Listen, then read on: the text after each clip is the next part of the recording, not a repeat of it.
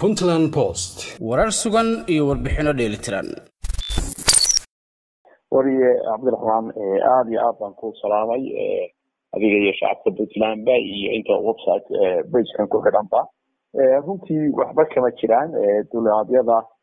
garoomadeena iyo hawadeenu waa caadi saakana airportada intooda badan diyaaraduhu way ka degeen subaxnimadii wax airport aanu diyaaradii tagi jirtay ka wareejinay airportka Qardho oo roobkii darteed maadaama uu yahay street airport aanu u wareejinay Boosaaso oo roobkii badnaa jira aan uga baqnay intii gali ka hor oo dhan diyaaraduhu way degayeen oo Garoowe diyaaraduhu yimaadeen 12 wixii ka dambeeyay oo roobka aad u soo xoogaystay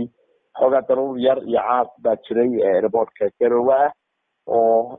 diyaaradii Ethiopia Airline ay u baaqatay darteed maaragtay iyo airportka marka ay biyuhu badnaay laakiin roobku si siyaada iyo hawada sideedaba way dhacdaa saacadaha kamid ah airportka siisa u shaqeynaya saacadaha kamid ah in ciiro maaragtay hawada wax ka yar yimaadaan oo maaragtay faliska meel kale loo wareejiyo haddana diyaarad international brand tahay decision xaggooda ka yimid ay ku timiyeen mid maaragtay qodayna maaragtay ugu maqaala xamar naftigeeda Maxaa kamay tagin hal diyaarad oo iskeed u baaqatay oo hala oo maaragtay sidoo subaxnimada go'aan ka qaatay markii maadaama saadaasha guud ee hawada waxyaabihii laga sheegayay darteed laakiin anaga ilaa hadda airportada Puntland galkaasi caadi ah looga degayay badan waa laga degay Boosaaso maaragtay diyaaradda hala maanta imaanaysay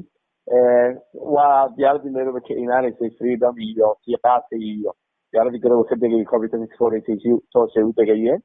ilaa hadda deegaanka galabtii diyaarada inuma degaan iyo habeenkii jooguna maaragtay bari subaxii maaragtay inaga saadaasheena hawada iyo taawarada iyo aqoon ku filan iyo qalab ku filan bay haystaan saacaduhuna hadda duullimaadyada caalamiga diyaaraduhuna kuwan casriga ee waaweyn iyagaaba maaragtay awooda inay intaysan marka usoo diinin ba inay maaragtay ogaadaan airportka xaaladiisa marka airportadena iyo hawadeena xagga flightska wax iska bedelay ma jiro Ethiopia Airlines naftigeeda xiriirka la sameeyay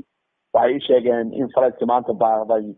ay u bari loo flight noqon doono oo maaragtay dadkan qof ay soo raaci lahaayeen dadka halka raaci lahaayeen maaragtay baaqday bari labada flight ay ku buuxin doonaan marka hawadeena iyo garoomadeena wax maaragtay waxyaabaha la qoray ay ka jiraan ma jiraan maaragtay labada diyaaradood oo midna iyadoo iskeed u baaqatay midna COVID-19 wixii ka dambeeyay iyadoo ay maaragtay ay go'aan ka qaateen mooye diyaaradii kale oo dhan way noo degay halka garoon ee Qardho baan flightkaas ka wareejinay maadaama airstrip ahaa waa gartay wasiir maanta deegaanada Puntland inta badan oo ay ku jirto caasimadda Garoowe roob xooggan ayaa ka daayay hawadu aad bay u xirnayd meelaha qaarkood dabaylaha ka dhacayay tusaale oo kale magaalada Garoowe caasimadda Puntland tan iyo xalay ilaa iyo haatan roobku waa haya marka wax saameyn kuma yeelan miya dhaqdhaqaaqa garoomada diyaaradaha Puntland gaar ahaan garoomada caalamiga ee Garoowe iyo Boosaaso ilaa hadda kuma yeelan haddaan la hadlayay maariyaha airportka Boosaaso airportka Garoowe maaragtay madaxayga aviationka agaasimaha iyo maanta dhan joogay iyo wasaaradda Istanbul bay ahay bari wixii ay saameyn ku yeeshaan subaxda aan laga gaari doonaa way roobku waa inoo socdaa laakiin haddaan daruuro iyo dad ay sarimaan caad diyaaradaha celiya ama roobku intuu xoog bato maaragtay garoon biyo ay buuxiyaan mooye waxa weeye roobku inta badan saameyn kuma yeesho diyaaraduhu degitaankooda iyo kicitaankooda markana diyaaradda baaqatay saasay ku baaqatay Ethiopia Airline wasaaradda duulista hawada iyo khabirada u jooga airportada iyo waxayda aviationkuna hawada Soomaaliya iyo caalamka la shaqeeyaan bari subaxii waa inaga inta badan gali koray maaragtay yimaadaan diyaaraduhu oo Garoowe waa dhacday ilaa labadii meel ay gaaraan marka flightska hadda galabtii iyo habeenkii la baajiyay ma bari subaxiina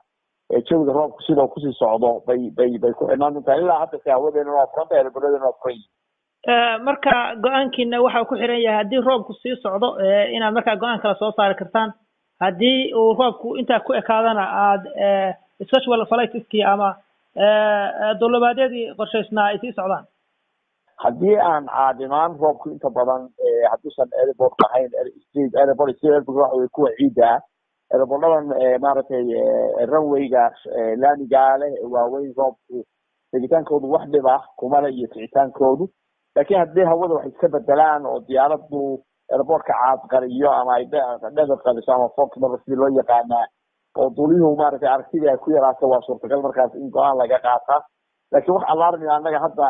duulista hawada ah oo airportadana tegitaankooda kuwa airstreetka ah ciidda sida qarnoo kale maanta waa ka dunay iyagu de waa jilicsan yihiin oo taasaa keenaysa marka ilaa hadda waa maaragtay ma jiro laakiin midna waan rabaa inaan shacabka la qaybsado marar badan bay aniga Yurub igu dhacday anoo flight soo duulay intaan hawada dhexdeeda ku jiray in airportkan ka degi lahayn mooye airport kale loo waxeeyo ama markaa dhala timi ama kaladiska isbedelay maaragtay ay ku timaado marka inagu alxamdulilah ilahi salligii roobku maaragtay ma taas xagga duulista hawada saameyn kuma le lakin de roobku waa roob culus oo markiina saameyn ku yeeshay socodka saameyn ku yeeshay waana nimco ilaahay inoo keenayo runta aynu ilaahay ugu xamdiyeyno nimco waliba nufaanteeda way leedahay laakiin ilaa hadda waxa uun caawa roobkaas iyo hawadu noqoto diyaaraduhu waxay ku xidhan yihiin waa hawada roobka kuma xidhna airportada caalamiga ah marka hawadana wixii kasoo kordhaa waxay ku xidhan tahay in galka hore la degi karo galka dambena dee aad maaragtay saacadii laba sameeya la dugi karo laakiin ilaa hadda waxa la armaya ma qabno aad iyo aad umahadsan tahay kaasi waxa ahaa wasiirka duulista hawada iyo garoomada dowladda Puntland Elias Cismaan oo Puntland Post uga warbixinayay xaaladda markaas duulimaadyada Garoowe iyo Boosaaso iyo guud ahaan Puntland aad u mahadsan tahay mudane wasiir